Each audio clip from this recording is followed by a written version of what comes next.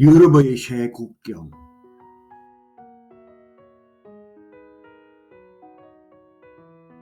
우리는 유럽에 완충 국가가 있다고 생각했다. 러시아의 우크라이나 침공은 그들이 국경에 대치하고 있음을 드러냈다.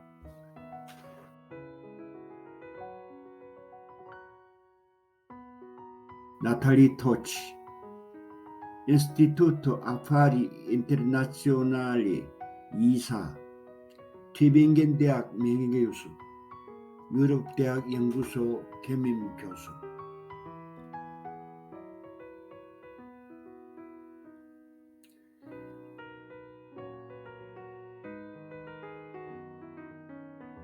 (2000년대에) 서구에는 이심전심의 믿음이 퍼지기 시작했다.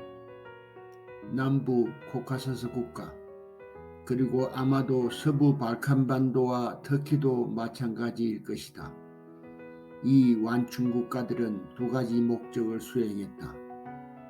나토와 유럽연합의 확대를 중단함으로써 두 조직, 특히 후자는 러시아를 달래는 동시에 자신에게 집중할 수 있었다. 2005년 이후 EU는 연이은 헌법 및 국가부채, 이민 및 전염병으로 인한 위기와 함께 브렉시트에 직면했다. 그로 인하여 힘이 빠지고 이웃을 괴롭히는 도전에 놀란 EU는 확장의 의지를 잃었다. 터키는 말할 것도 없고 서부 발칸반도에서 보다 더 심각했다.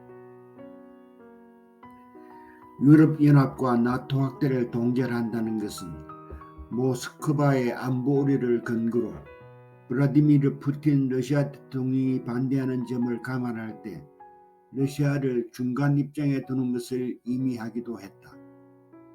2008년 그루지아에서의 러시아 전쟁은 그루지아와 우크라이나가 회원국이 될 것이라고 선언한 나토의 부쿠레슈티 정상회담을 배경으로 발생했다. 러시아의 크리미아 합병과 돈바스 전쟁으로 절정에 달한 사건의 소용돌이는 EU 우크라이나의 포괄적인 자유무역지대에 대한 러시아의 반대로 시작되었다. 그러나 두 경우 모두 이러한 나토 및 EU 결정이 확대의 전조가 되지는 않았다. 그들은 서쪽으로 이동하려는 완충국의 욕구를 미온적으로 인정했을 뿐이다.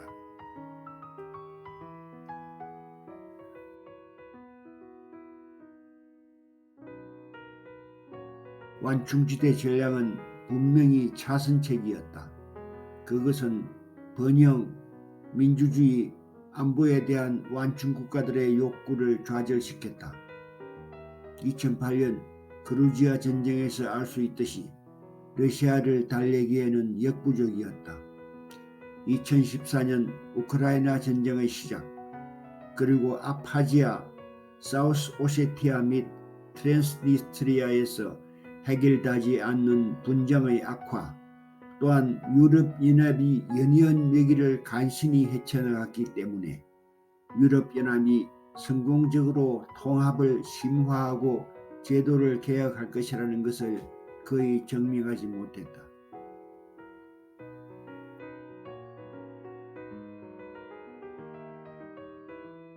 유럽 대서양 조직에 들어가는 사람들은 종종 개혁하는 척 했으며 그 조직들은 결국 이를 받아들이는 척 했다. 나토의 경우 2017년 몬테네그로, 2020년 북마케도니아 등 일부 국가가 가입했다. 그러나 EU 확장은 빈약한 가입 절차와 부진한 유럽 관리 정책으로 인해 시들해졌다. 이론적으로는 EU 제도에 참여하는 것 외에 모든 것을 제공하는 것을 목표로 했지만 실제로는 소수의 국가와 포괄적인 자유무역 협정에 도달하는 데 그쳤다. 동유럽과 코카서스뿐만 아니라 서부 발칸반도와 터키에서도 러시아의 자기 주장이 커지면서 이들 국가는 유럽과 러시아 사이의 완충지대가 되었다. 차선책이지만 많은 전문가들은 그것이 충분하다고 생각했다.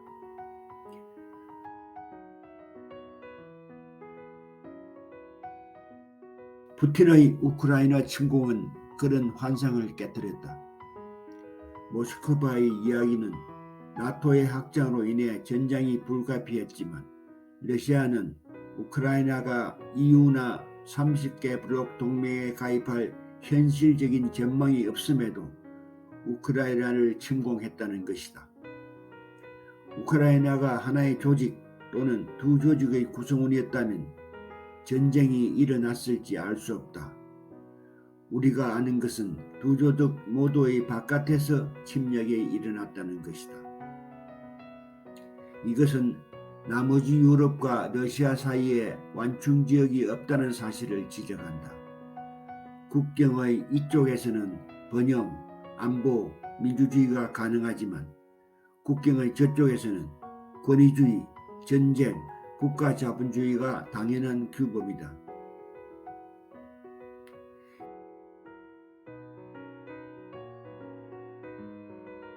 이것은 확정의 문제를 다시 불러온다. 침공이 시작된 지 일주일도 채 안 되어 우크라이나는 EU 가입을 신청했다. 몰도바와 그루지아도 그 후 몇 주 동안 그렇게 했다.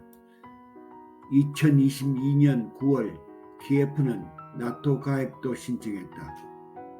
전쟁 중의 이러한 신청은 순전히 상징적으로 보일 수 있지만 볼로디미르 젤렌스키 우크라이나 대통령 정부가 개혁을 포함하여 이러한 목표를 기민하게 추구한 것은 매우 현실적이고 결코 놀라운 일이 아니다.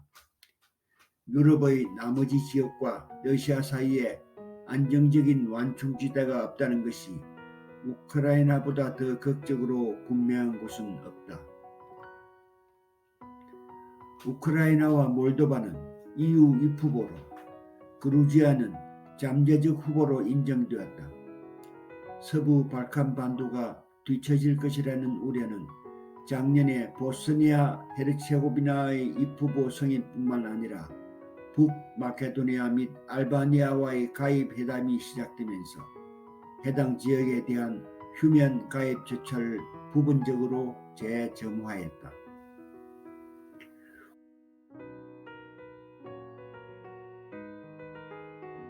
우크라이나를 회원 가입 후보로 인정함은 연대의 행위이자 국가의 회복력에 대한 인정이었다.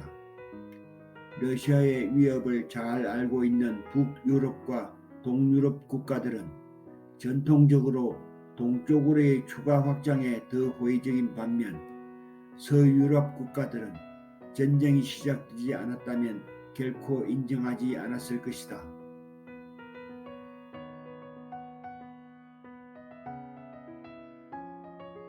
그러나 올라프 숄츠 독일 총리, 에마누엘 마크롱 프랑스 대통령, 마리오 드라기 당시 이탈리아 총리가 지난해 함께 키예프를 방문했을 때 젤렌스키를 각하하는 것이 정치적으로 불가능한 것이 명백해졌다. 하지만 언론의 주목을 받지 못하는 일부 정치인과 관료들은 여전히 회의적이다.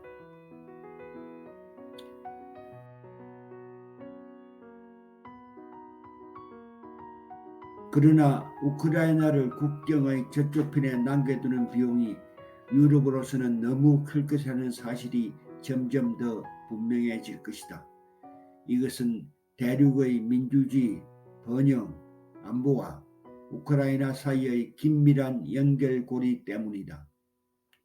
우크라이나가 대부분의 영토를 해방하고 러시아와 기꺼이 협상할 의향이 있는 최상의 상황에서도 푸틴이 집권하는 한 안정적인 평화는 없을 것이다. 러시아가 제국의 야망을 떨쳐버릴 때까지 그 이후에도 불가능한 상태로 남을 수 있고 시간이 오래 걸릴 수 있다. 따라서 우리가 알고 있는 전쟁이 어느 시점에 끝나더라도 비평화 상태는 오래 지속될 것이다.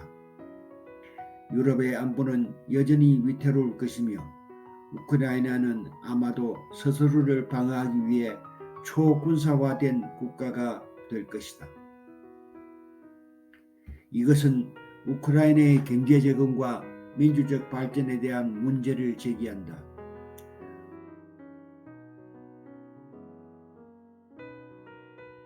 국경 한쪽에 권위주의 체제가 남아 심각한 불안을 아는 채 키예프가 훌륭한 경제적 재건과 민주적 공고화를 보게 될 것이라고 상상하기는 어렵다.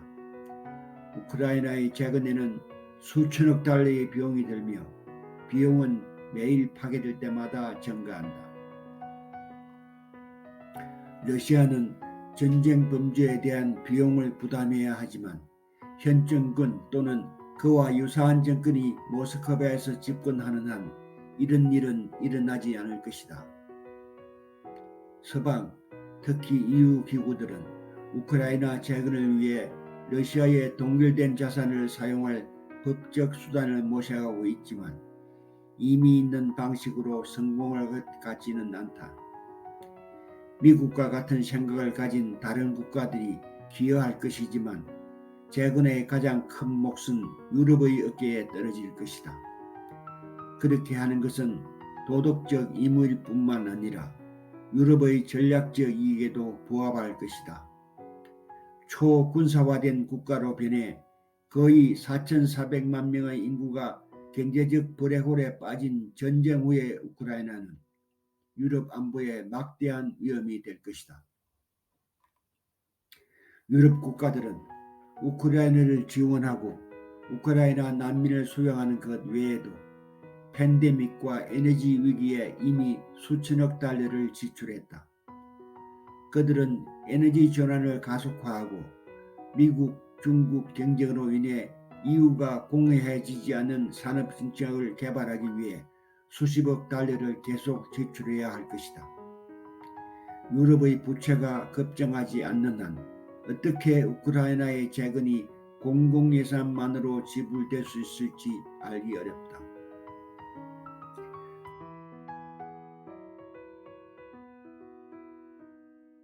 가능한 유일한 방법은 민간 부분이 법안의 많은 부분을 선택하도록 장려하는 프레임워크를 개발하는 것이다. 심각한 안보 상황에서 이를 위해서는 나토와 같은 안전보장뿐만 아니라 EU 회원국과 함께 제공되는 거버넌스와 법치 보장이 필요하다. 이것은 북부와 동부 국가의 안보 의무인 만큼 서유럽과 남부유럽 국가의 경제적 필요성이 될 것이다.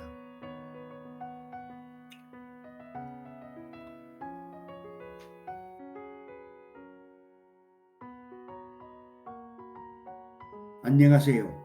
사내TV의 싱크탱크 뉴스입니다. 세계 두뇌 집단의 연구 성과를 알기 쉽게 요약하여 소개합니다.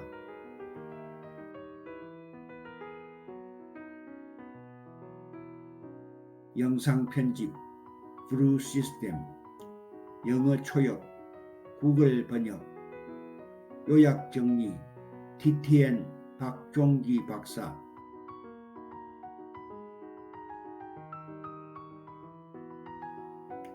제안 사항이 있는 분은 sanaitv@gmail.com